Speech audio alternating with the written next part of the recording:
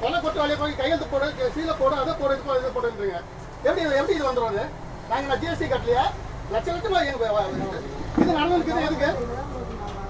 எதுக்கு இல்ல வியாபாரினால தான் அரசாங்கமே ஓடிட்டு இருக்கு. 290 ரூபாய்க்கு வந்து நீங்க 20,000 ரூபாய் ஃபைன் போட்டுக்கிட்டா நான் எப்படி சார் கட்டுவேன்? எவ்வளவு சார் இன்னைக்கு சேல்ஸ் ஆயிடும்? இன்னைக்கு இருக்கிற மார்க்கெட் காம்படிஷன் வியாபாரத்துக்கு ஒரு ரூபா கூட எங்களுக்கு லாபம் வராம இருக்கு. எப்படி வரும் எங்களுக்கு? நாங்க 1420 ரூபாய்க்கு வாங்கி 1440 ரூபாய்க்கு விற்கிற பைப். இது வீடியோ இல்ல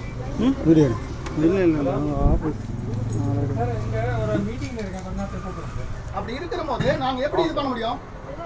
என்கிட்ட நீங்க கொட்டேஷன் தான் கேட்டீங்க, சுவிட்ச் எல்லாம் நான் பில்லே போட்டு இல்லையா உங்களுக்கு? என்ன சார் ஒரு நியாயமா நியாயமா இது பண்ணுங்க. எப்படி 20,000 ரூபாய் எப்படி கட்டுறது? ஒரு முறையோட இருக்கணும் சார், முறை இல்லாம இருக்கக்கூடாது. இங்க பாருங்க,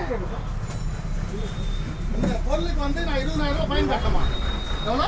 20,000 ரூபாய். இது 290 ரூபாய் என்னுடைய மதிப்பீடு. ஆனா கொட்டேஷன் தான் கேட்டார், வாங்கல என்கிட்ட. இன்னும் டெலிவரி கொடுக்கல, பொருள் டெலிவரி கொடுக்கலாம். அங்கே தான் வச்சுருக்கேன்.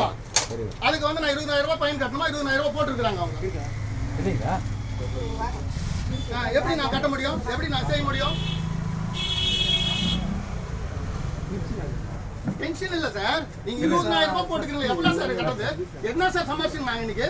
சரி, என்ன சமாளிச்சுங்க நாங்க இன்னைக்கு இருக்கிற வந்து வட மாநிலத்தில் பண்ற இதுல வந்து வட மாநிலத்தில் பண்ற இது வந்து எதுவுமே ஒரு பிசினஸ் பண்ண முடியல எங்களால. எங்க பிசினஸ் பண்ண முடியல. 2 மாசமா அவரால வியாபாரம் பண்ண அமைதியா இல்ல சார். எவ்வளவு சார் நீங்க வந்து வாங்குனீங்க, ஒரு முறையோட வாங்குனீங்க, ஒரு இது பண்ணுங்க, ஒரு புது மனசத்தோட நான் இது பண்ணேன். 290 ரூபாய்க்கு வாங்கிட்டு நீங்க எவ்வளவு இது பண்ணோம்னா எப்படி அது?